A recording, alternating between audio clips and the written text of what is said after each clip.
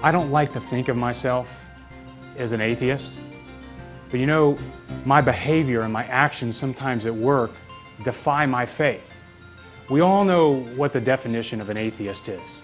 Someone who just denies the existence of God. But you know, a Monday morning atheist is someone who loves God, who tries to serve God, but yet switches God off at work. Let me tell you a little story. When I was growing up, I gave my life to the Lord around age 7, 8, 9, and I got my very first Bible. Well, I was an entrepreneur, I ran little businesses, and I came up with a great idea. They gave me this Bible and they said, you need to conform your life to this book. Well, that was a little intimidating for a young man, and as I looked through the scriptures, I really wanted to grab and I wanted to receive God's promises and what He wanted to do for me, but then there were these other things in the Bible, things that I needed to conform my life to. For example, like suffering. How many of you like suffering? Like in Hebrews, there was a verse there about how God's going to use suffering to conform me to the image of Jesus Christ. Well, as a young man, I came up with a great entrepreneurial idea. I took crayons and markers, and everything in the Bible that didn't fit my life, I would actually mark it out. So I decided to actually create the Bible to conform to my life versus me conforming my life to the Bible.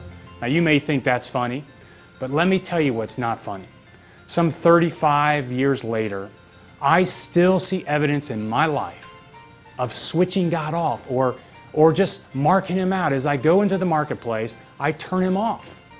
Now, over the last years, we decided as a ministry to figure out why is it that people switch God off at work. We collected over 300,000 data points, and we asked this question, and we surveyed, and we tried to get to the bottom of what are the granular issues about why people actually switch God off.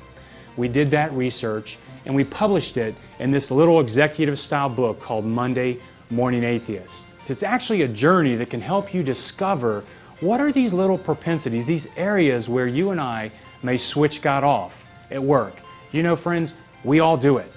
Every single one of us, the greatest saint, all the way to people that are still trying to discover who Jesus is. I'd like to share with you right now a little principle from the book called the Principle of Flow. And it comes from electrical engineering, which I studied for many years.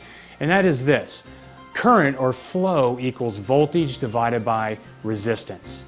Voltage, or potential energy, is God's potential to work through you in the workplace.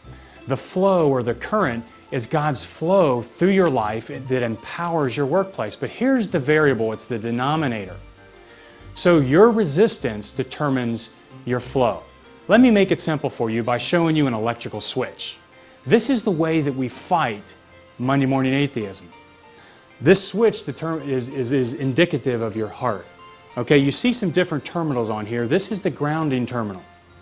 And then these are the power terminals on the switch. In order to fight Monday morning atheism, you have to stay grounded to the truth and connected to the power.